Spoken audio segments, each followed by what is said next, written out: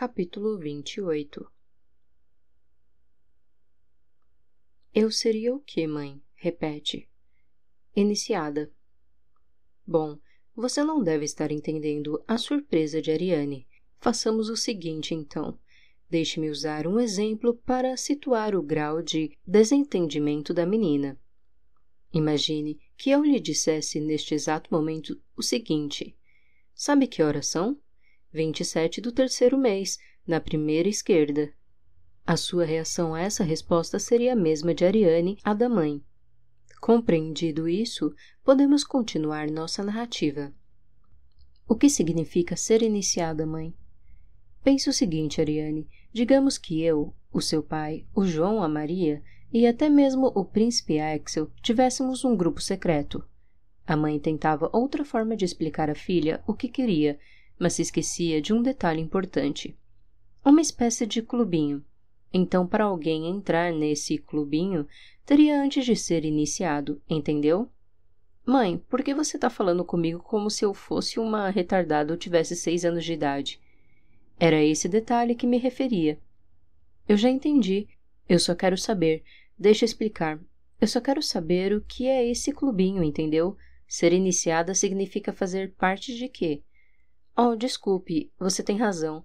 Eu estou falando com você como se ainda fosse uma criança, e você já é uma adolescente. Tá, fala logo. Ariane nunca foi conhecida por ser paciente. Certo, filha. Acontece que eu, sua avó e todas as mulheres desta família estamos ligadas a um grupo muito especial de pessoas, e você não é diferente. Aliás, muito pelo contrário. O que você quer dizer? Que você talvez seja a mais abençoada de todos nós. Mãe, eu estou ficando cada vez mais confusa. O que tem eu? Ariane, você nasceu no dia 13, numa noite de lua negra, e no dia da terra. Filha, você nasceu tocada. Mãe, você está me assustando.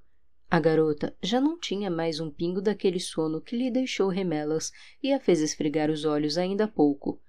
Você está querendo dizer que aquele dia na casa da vovó eu... Naquele dia, você foi sozinha pela primeira vez à casa da sua avó, mas havia uma proteção em você, e nenhuma pessoa ou animal poderia ter lhe feito mal durante o trajeto. Mas, mãe, a vovó, ela foi atacada. A proteção estava no seu trajeto, querida, não dentro da casa de sua avó. Você mesma não se lembra de que encontrou o lobo assassino antes de chegar à casa, quando parou no lago, no meio do caminho? Sim, eu me lembro. Eu estava sozinha. Fiquei com medo de ele querer me devorar ali mesmo.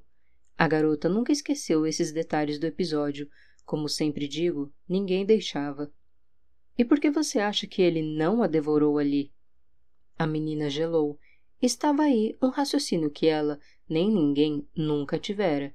E tudo vinha ao mesmo tempo martelar a mente repleta de pensamentos, como a arma de um aldeão que busca dar vários golpes em um ninho de marimbondos a fim de derrubá-lo. Realmente o lobo poderia tê-la devorado ali, seguido para a casa da avó e completado a refeição, sem problema ou trabalho algum. Ele não poderia, mesmo que quisesse. Algo o impediria. Esse algo se chama proteção à travessia e é uma concentração energética que afasta o perigo do protegido em um trajeto previamente mentalizado. Como você entende disso tudo, mãe? Essa era uma pergunta bastante cabível à situação. Porque faço parte do Clubinho Ariane, e você, a partir de agora, depois do seu 13º aniversário, já está mais do que apta a conhecê-lo. Certo. Não pense que Ariane estava segura de si na situação, apenas estava conseguindo amontoar as informações em um local determinado, com uma ordem lógica, e isso já era um grande avanço. Agora, vê se tem sentido o que eu vou dizer. Se eu, naquele dia, estava protegida por essa tal de proteção à travessia. Certo. Se eu estava protegida por isso aí, não é esquisito que o lobo tenha tido a ideia então de ir até a casa da vovó e me esperado por lá? Outra pergunta bastante cabível. Perfeitamente, querida. Você não saberia ainda como se comunicar com os animais para que ele soubesse o exato local para onde você estava indo. Essa parte nos contos dos bardos, que não tem culpa por não saberem de informações tão específicas. narra como a menina de chapéu vermelho não apenas conversou com o lobo, como se ambos falassem a mesma língua, vê se pode, como ainda lhe contou que ia à casa da avó levar doces. Obviamente, nenhum dos ouvintes repara que ela nunca dá o local da residência da hoje já falecida senhora, e não haveria, portanto, como o lobo assassino, saber, ainda assim, onde era a residência correta da vítima, para lá chegar e entrar antes da menina. E não, nada de a única casa no caminho. Existem diversas casas erguidas por famílias de lenhadores e caçadores no trajeto da antiga casa da senhora Narim, suficientes para confundir um lupino, ou até mesmo dois. Mas claro que eu não poderia me comunicar com os animais. Mãe, isso é impossível. Que ideia! Na verdade, não. E os olhos da menina se arregalaram. Mas você ainda não conseguiria. Mãe, peraí, para. Assim você vai me pirar. A expressão era engraçada aos ouvidos da mãe. Você está falando de superpoderes, como os das fadas? Mais ou menos, querida. Eu estou falando de manipulação de energia etérea semidivina. E se antes a mãe ignorava que a filha não era mais uma criança, agora ignorava que também não era uma adulta. Significa estar em contato e manipular essa energia da qual nós todos somos feitos. Nossa, que complicado, mas eu tenho outra pergunta. Eu ainda não entendi tudo direito. Você disse que o lobo não poderia me atacar, porque eu estava com a travessia do sei lá o quê, não é verdade? É, a mãe ria. Então, eu insisto, como o lobo foi parar na casa da vovó, já que ele não tinha como saber onde era, e muito menos que apenas lá dentro ele conseguiria me atacar. É, isso que estou querendo lhe dizer, Ariane. O animal que atacou a sua avó não era um animal comum. Ela não foi morta por um animal faminto que buscava alimento no meio da floresta.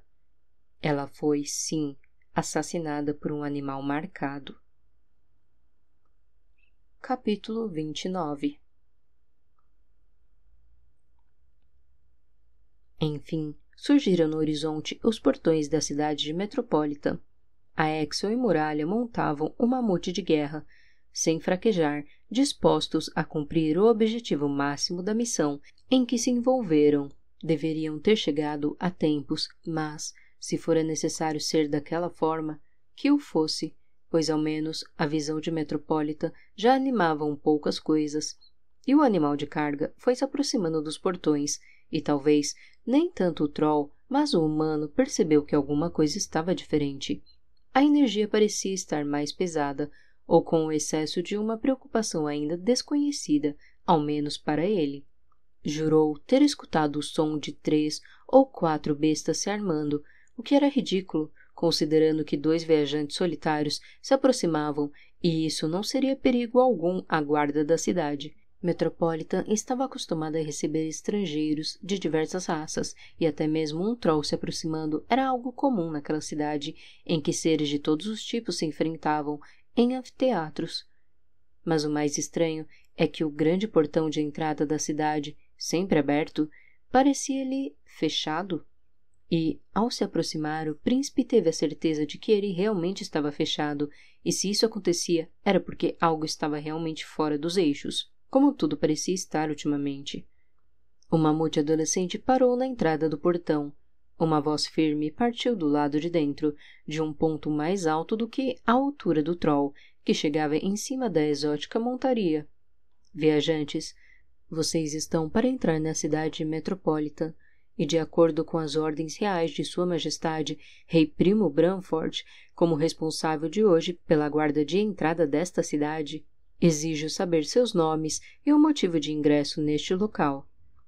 Passamos por Metropolitan a fim de descansar e prosseguir viagem até as 7 montanhas, disse a Axel cumprindo o regulamento, embora apenas o que diria a seguir fosse suficiente. Meu nome é Axel Terra Branford, segundo o príncipe de Arzalon, e esse é meu guarda-costas, Moon Arkston. Oh, desculpe, Alteza. A voz nesse momento perdeu um pouco da firmeza. Homens, abram um portão. E um ranger de mecanismo, um roçar de cordas e alguns estalares de correntes abaixaram lentamente o grande portão de entrada de Metropolitan, que, pelo visto, não estava fechado há muito tempo. Muralha comandou o mamute, que passou lentamente pelo portão da cidade, pensando em como seria sua própria recepção se a Hexa não estivesse com ele. Nos céus, Tuane contornou os portões que não a impediriam de entrar nem se quisessem, e o fez sem que ninguém percebesse. Como já disse, as pessoas só eram capazes de vê-la se ela assim o desejasse. O mais curioso é que ela não tinha a capacidade de se tornar invisível ou mesmo se misturar ao ambiente como alguns animais de capacidades camaleônicas. Ela simplesmente só era vista se assim quisesse, e nenhum especialista em animais havia se aproximado antes de uma águia-dragão o suficiente para estudá-la e descobrir o porquê. Ainda sinto o cheiro dos humanoides, comentou Muralha. A Exo sorriu, como se gostasse daquilo. O capitão se aproximou. Alteza, eu sou o capitão Vitório Darabort, e peço desculpas por não ter reconhecido sua figura logo de imediato e por tê-lo submetido a... O dono da voz firme aparecia na figura de um homem na faixa dos 40 anos, com uma farda verde escura, impecavelmente limpa, com belas ombreiras brancas e os símbolos da patente e de sua cidade bordados à mão, dos lados direito e esquerdo, respectivamente, do peito. Não perca seu tempo se explicando, porque faz muito bem seu papel, capitão. Axel já havia descido do mamute. Muralha, porém, permanecia observando as coisas lá de cima ainda. Prefiro que me diga por que Metropolitan está com as portas fechadas e por que sinto uma energia de preocupação excessiva neste local.